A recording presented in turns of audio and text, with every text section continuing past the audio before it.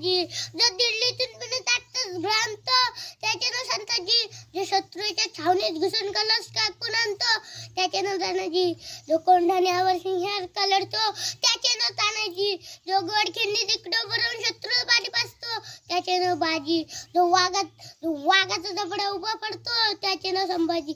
आणि या सर्वांनी एकत्र करून स्वराज्य स्थापन करतो, तो म्हणजे अंतराचा शिवाजी.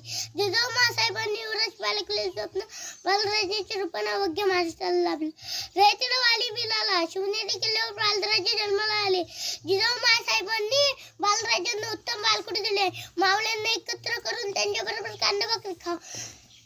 कांदा भाकरी खाऊन त्यांना आपलेसे केले. राज्यनीती, धर्मनीती, युद्धनीती, राज्यनीती, धर्मनीती, युद्धनीती, ज्येष्ठाचा आदर राखून जाणून घेतली. वयाच्या 12व्या वर्षी तरुणाकडे जिंकून स्वराज्याचे तोरण बांधले. दुश्मनाच्या स्वप्नात ध्यानात शिवाजी दिसू लागले. जिजाबाईच्या विचाराने शिवाजी महाराज घडत गेले. साधू संतांचा आदर करावा, परिस्त्री मातेसमान मानावी अशी शिकवण मिळाली. संपूर्ण जगभर शिवाजी राजांची कीर्ती पसरली. एक इंग्रज तत्वेचा शिवाजी महाराज बद्दल बोलतो की Shivaji the great warrior and great administrator. सुरतेवर छापा महाराजांनी टाकला, सुरत लुटली. त्यावेळेचा प्रसंग सांगतो. तिथं असलेला खान हा भयभीत होऊन पळून गेला. अनेक महिला घाबरू लागल्या. इनायत खान सर्वांना म्हणाला, डरो आबाद, शिवाजी असा राजा है जर तुको माझं पण मानताय. एकच सांगतो, माझ्या राजानं अनेक स्त्रियांची इज्जत टाकली, त्यांचा सन्मान केला. संपूर्ण जगाला गेल्यासाठी राज्यांनी रायगडावर अभिषेक करून घेतला. स्वराज्याची शपथ पूर्ण झाली.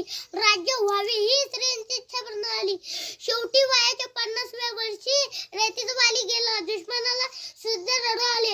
औरंगजेबाला ही दुःखाची बातमी कळताच त्यांनी अल्लाहकडे प्रार्थना केली की असा राजा होणे शक्यच नाही.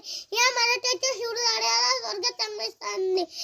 शेवटी सांगतो, शिवरायांचे 8वे रूप, शिवरायांचा 8वा प्रताप, शिवरायांचा 8वा साक्ष भूमंडली एकच राजा इथे जन्मला शिवनेरी किल्ल्यावर.